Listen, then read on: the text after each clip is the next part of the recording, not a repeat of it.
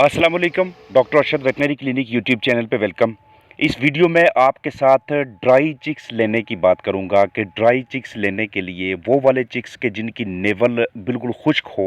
वो चिक्स के जिनकी वेंट की इन्फेक्शन आगे ना जाए, वेंट के मसाइल ना बने, और वो वाले चिक्स जिनकी क्वालिटी अच्छी हो। और साथ ही वीडियो में बात करेंगे कि हैच डे ब्रेकआउट क्या चीज़ होती है, डे हैच डेब्रिस क्या चीज़ होती है। फिलहाल आपको वीडियो में मैं वो वाली बॉडी दिखा रहा हूँ, वो वाला कंटेनर दिखा रहा हूँ कि इन जैसे इनक्यूबेटर्स का इस्तेमाल करके आप वो तमाम ऑब्जेक्टिव्स हासिल कर सकते हैं जिसका मैंने थोड़ी देर पहले ज़िक्र किया। ये आपको वीडियो में साथ साथ ये मैन पावर ऑन ऑफ का और एलईडी लाइट का बल्ब दिखा रहा हूँ। ओपन करके अगर हम इसे देखते हैं तो अंदर की जानब ये इसकी ट्रेज़ हैं। ये पहली पहली ट्रे है, ऊपर की जानब दूसरी ट्रे, तीसरी ट्रे, सबसे नीचे जो ट्रे होगी वो वहाँ पे पानी रखने के लिए आप उस ट्रे को इस्तेमाल करते हैं। वहाँ पे जब आपका अंडा उसमें से जब 19वें 20वें 21वें दिन की तरफ आपका हैच प्रोग्रेस कर रहा होता है, तो उसमें से जब चिक्स निकलते हैं तो ये नीचे की जानब हैचर के तौर पे भी काम करता है। ह्यूमिडिटी के लिए भी यहाँ पे आप पानी का बर्तन रखते हैं या ह्यूमिडिफायर लगाते हैं, और ऊपर की जानब आपको सेंसर्स दिखाएं। तो जब भी आप इस तरह का कोई भी बॉक्स इस्तेमाल करते हैं, इसमें कंटेनर का हीटर, थर्मोस्टेट, नमी कंट्रोलर, थर्मामीटर, हाइग्रोमीटर, अंडा टर्न करने के लिए आपके पास वो डिवाइसेस और कैंडलर, इन चीज़ों का होना बहुत ज़्यादा ज़रूरी होता है। ये सारी चीज़ों के इस्तेमाल से ही आप एक अच्छा और क्वालिटी हैच पुल आउट करते हैं। यहाँ पे एक बहुत अहम चीज़ आपके साथ शेयर करता चलूँ कि ये हम जितना भी हम सिस्टम बनाते हैं, कोई भी बॉडी हम बनाते हैं, चाहे वो 200 अंडों के लिए हो, 50 अंडों के लिए हो, 20 अंडों के लिए हो, या 40,000 एग्स के लिए हो, तो हम उसके दौरान ध्यान इस चीज़ का रखते हैं कि हमारे पास इसका बैकअप लाजमी मौजूद होना चाहिए। अगर हमारे पास एक थर्मामीटर ख़राब हो जाता है, एक थर्मोस्टेट ख़राब हो जाता है, तो हीट के सोर्स के लिए हमारे पास उसका कोई ना कोई अल्टरनेटिव ज़रूर होना चाहिए। अगर हमारे पास नमी को बढ़ाने के लिए या नमी को कंट्रोल में रखने के लिए डिवाइस फेल हो जाती है, तो उसका बैकअप लाजमी तौर पे मौजूद होना चाहिए। यानी कि कोई भी चीज़ जिसका बैकअप मौजूद हो, जिसमें आपने इन्वेस्टमेंट की हो, इतना कीमती अंडा लगाया हो, उसके ऊपर आप एनर्जी सर्व कर रहे हो, वक़्त सर्व कर रहे हो, एंड पे आके अगर वो आपको बेहतरीन हैचेबिलिटी ना दे, तो फिर उसका कोई मकसद नहीं होता। इसलिए जब भी यूज़ करनी है, आपने क्वालिटी डिवाइस यूज़ करनी है। तो शेयर करता चलूँ कि आप एक बिल्कुल ड्राई हैच किस तरह से लेते हैं। आपको चाहिए कि जब भी आप हैच पुल आउट करें, जब भी आप हैच निकालें, तो चूज़े आपके सारे के सारे ड्राई होने चाहिए। ये सारे के सारे चूज़े ड्राई उस वक़्त निकलते हैं कि जिस वक़्त आप 504 घंटों से ज़्यादा, आप 510 घंटे या 512 घंटे का हैच आप लगाते हैं। यानी कि इतनी देर तक आप उनको अंडों को इनक्यूबेशन और हैचर के प्रोसेस से गुज़रने देते हैं। क्योंकि 21 दिन का अगर ये प्रोसेस है, 21 दिनों में 504 घंटे होते हैं। अगर हम ठीक 504 घंटों के बाद इस प्रोसेस को शुरू ना करें और इसको 510 या 512 घंटों पे जाने दें, उसके बाद अगर हम हैच को पुल करना शुरू करें, हैच निकालना शुरू करें, तो हमारे पास जो भी चिक क्वालिटी आती है वो बड़ी बेहतरीन किस्म की क्वालिटी आती है। हमारे पास ड्राई चिक्स आते हैं। अगर आपने वहाँ पे रोलिंग ट्रेज़ इंस्टॉल की हुई हैं और रोलिंग ट्रेज़ नहीं है, अगर आपने वहाँ पे कुछ इस तरह की ट्रेज़ रखी हुई हैं कि जो टर्न होती रहती है राइट लेफ़्ट,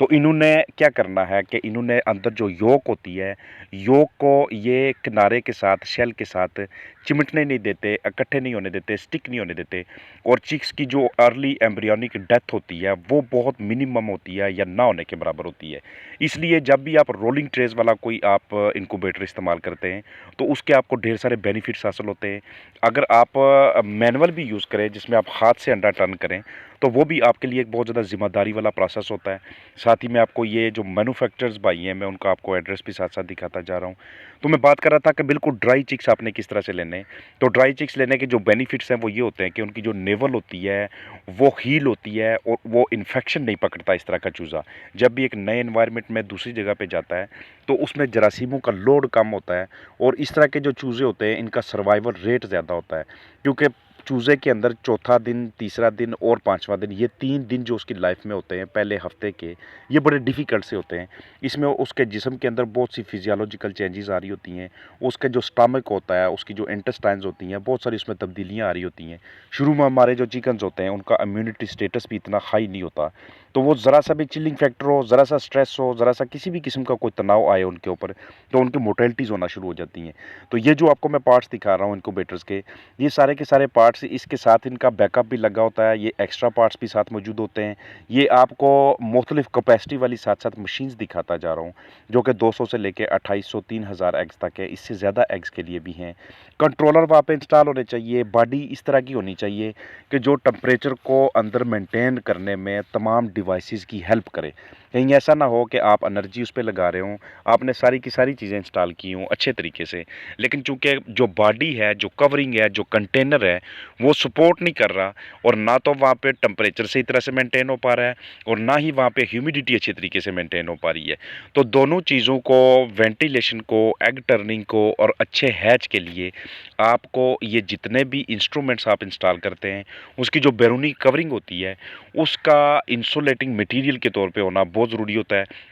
इसके अलावा आपने उसमें से ऑक्सीजन को अंदर दाखिल करने के लिए और कार्बन डाइऑक्साइड को बाहर निकालने के लिए, जो कि एग्स की सरफेस से वक्तन फ़वक्तन निकलती रहती है, उसके लिए भी आपको बंदोबस्त करना पड़ता है। एग की जो टर्निंग है, ये बड़ा इंपॉर्टेंट किस्म का एस्पेक्ट होता है। और जैसे ही आप हैच को पुल करते हैं, जिस दिन आपका हैच निकलता है, उस दिन अगर आप अंडों को तोड़ के देखें, तो वहाँ पे आपको ये पता चल जाता होता है कि कौन सा अंडा ऐसा था कि जो बिल्कुल अनफर्टिलाइज था, कौन सा ऐसा था जो फर्टिलाइज था लेकिन बिल्कुल पहले दिन पे जाके या सेट करने से पहले ही उसकी डेथ होगी। क्योंकि पहले दिन पे आके जो जर्मिनल डिस्क होती है, वो ब्लास्टोडर्मल स्टेज पे होती है, दूसरे दिन उस पे हल्का सा एक ग्रूव बनता है, तीसरे दिन ब्लड लाइन्स बनती हैं, चौथे दिन उसमें कैविटी बनती है, पाँचवें दिन पे ज़्यादा साइज़ होने लग जाता है। तो ये चीज़ें आपको फिर बाद में बताती हैं, जब आप अंडे को तोड़ते हैं, देखते हैं कि भाई हमारे जो अंडे थे वो इस दिन पे आके ख़राब हुए। जब आप उनकी कैंडलिंग करते हैं तो तब आपको समझ चलना शुरू हो जाती है। तो तब आप क्या करते हैं कि नेक्स्ट टाइम आप कोई भी हैच जब लगाते हैं, तो आप इस चीज़ से बाखबर रहते हैं कि पिछली मर्तबा, पिछले महीने या उससे पिछले महीने या पिछले सीज़न में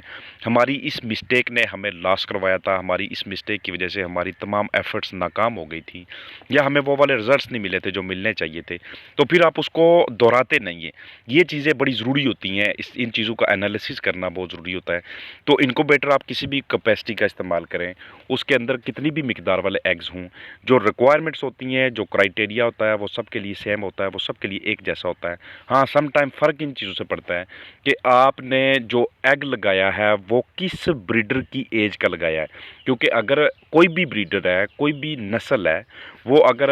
18 से 19 या 20 हफ्तों के बाद वो एग लेइंग पे आती है, 24-25 हफ्तों के बाद वो अपना एग साइज़ पूरा कर लेती है,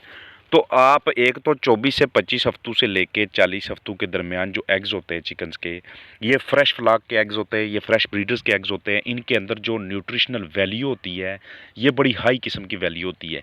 इनके अंदर से जो चिक्स निकलते हैं वो भी बड़े एक्टिव होते हैं, उनमें क़ुव्वत मदाफ़त बहुत जल्दी बन जाती है, सर्वाइवल रेट बड़ा अच्छा होता है, बीमारियों के ख़िलाफ़ उनकी रेजिस्टेंस बहुत अच्छी होती है। इसके बाद जो 40 से 65 हफ्तों के दरमियान वाला फ्लाक होता है, उसके जो चिक्स होते हैं वो क्वालिटी वाइज़ इतने अच्छे नहीं होते, और जितना बूढ़ा फ्लाक होता है उतना उसके चिक्स की क्वालिटी नीचे आती जाती है, उतना उनमें मोर्टेलिटी रेट भी ज़्यादा होता है। लेकिन जो सबसे पहली चीज़ जिसको मैंने ज़िक्र किया कि पहली जो 24 से 25 हफ्तों से लेके 40 हफ्तों के दरमियान जो ब्रीडर हैं, उनके जो एग्स हैं,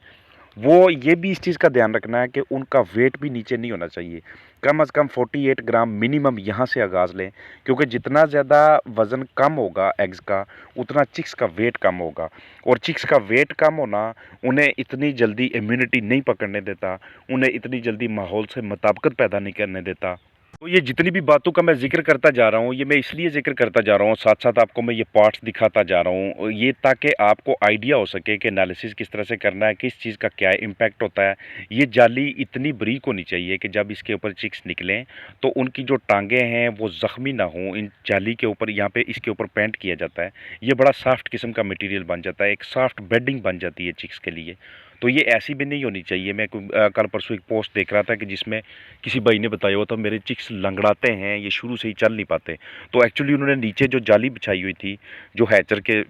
नीचे थी, वो इतने ज़्यादा उसके खुले सुराख थे कि जिससे चिक्स की जो टांगें हैं, जो पंजों का ज़्यादातर मेजर पोर्शन जो होता है वो नीचे की जानब चला जाता है और आगाज़ में ही उनके अंदर स्लिप्ड टेंडन का या जॉइंट्स की डिसलोकेशन का प्रोसेस शुरू हो जाता है और वो लंगड़े रहते हैं। तो ह्यूमिडिटी को मेंटेन करना एक बहुत ही इंपॉर्टेंट किस्म का एस्पेक्ट होता है। उसके लिए आप हाइग्रोमीटर इंस्टॉल कर सकते हैं, उसके लिए आप अंदर छोटे-छोटे डिवाइसेस इंस्टॉल कर सकते हैं, क्योंकि ह्यूमिडिटी इसलिए ज़रूरी होती है, ये सेंसर्स इसलिए ज़रूरी होते हैं ताकि आपको इंडिकेशंस मिलती रहें। ह्यूमिडिटी का मेंटेन रहना इसलिए ज़रूरी होता है क्योंकि वक्तन फ़ोक्तन जैसे ही हैच आगे की तरफ चलता जाता है, इनक्यूबेशन का प्रोसेस आगे की जानब चलता जाता है, वैसे वैसे एग्स की जो सरफेस होती है वहाँ से वाटर लॉस होता रहता है, वहाँ से मॉइस्चर लॉस होता रहता है और एग का जो वेट होता है वो भी कम होता रहता है। तो उस सूरत हाल में अगर ये चाहें हम कि एग का वेट कम होने के साथ साथ अंदर चिक्स की मोर्टेलिटी ना हो और चिक्स की क्वालिटी भी अच्छी प्रोड्यूस हो, तो उसके लिए हमें ह्यूमिडिटी मेंटेन करना पड़ती है। ख़ास तौर पे जो आखिरी दिन होते हैं, ह्यूमिडिटी को आपने 70% से नीचे नहीं आने देना। वहाँ पे इसकी रेशो मिनिमम बता रहा हूँ मैं ये। अगर आपके एग्स ऐसे हैं कि जिनका वेट 48 ग्राम से भी बहुत ज़्यादा नीचे था, तो उस सूरत में आपने ह्यूमिडिटी को 75 से नीचे नहीं आने देना। वेट एग का जो वेट होता है वो एंड पे हैच को इफ़ेक्ट करता है, हैच पे वो असरअंदाज होता है। जितना ज़्यादा आप वेट का अंडा लगाते हैं, यानी कि एक मीडियम एज का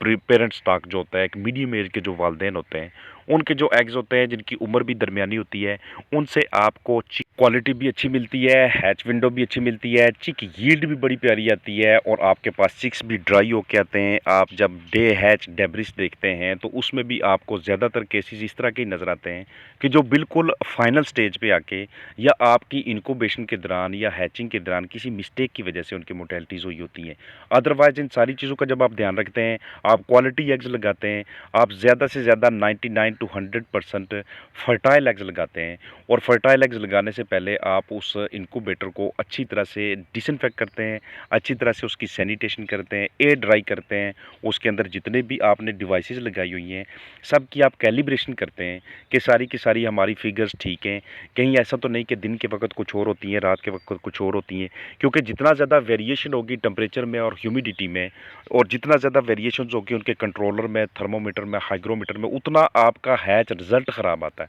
उतनी आपकी अपनी मिस्टेक्स ज़्यादा होने के चांसेस होती हैं, क्योंकि ह्यूमन एरर्स हैं, ये हो सकती हैं हमसे। थर्मामीटर्स हैं, कोई भी आपने वहाँ पे मीटर्स इंस्टॉल किए हुए, वो ख़राब किसी भी टाइम हो सकते हैं, इसलिए उनका बैकअप होना या उनकी कैलिब्रेशन करते रहना, ये बड़े ज़रूरी किस्म के स्टेप्स होते हैं। कोई भी आप साइज़ इस्तेमाल कर रहे हो इनक्यूबेटर का, डिपेंड इस बात पे करता है कि आपके पास नंबर ऑफ़ एग्स कितने हैं जो आपने उसके अंदर एडजस्ट करने हैं। तो ये बॉडी आप देख रहे हैं अतराफ़ में जो इसकी ये इंसुलेशन का मटेरियल लगा होता है इसके ऊपर, ये जिस तरह से इसका पूरा स्ट्रक्चर एक बनाया जाता है, ये सिर्फ़ और सिर्फ़ इसका मकसद एक ही होता है कि इससे क्वालिटी हैच को पुल किया जाए, इससे चिक्स की बेहतरीन किस्म की यील्ड हासिल की जाए। तो जब भी आप इस कारोबार की तरफ जाएँ, इस बिज़नेस की तरफ जाएँ, तो याद रखें कि ये जो 3-4 चीज़ों का मैंने ज़िक्र किया है और चिक की अच्छी क्वालिटी का लेना और इनक्यूबेटर को इसलिए डिसइंफेक्ट करना ज़रूरी होता है, इनक्यूबेटर का इसलिए साफ़-सुथरा होना बहुत ज़रूरी होता है, क्योंकि इनक्यूबेटर से ही इनक्यूबेशन या हैचिंग के प्रोसेस के दौरान ही आपके चिक्स को ऐसी बीमारी लगती है जिसे हम ब्रूडिंग निमोनिया का नाम देते हैं।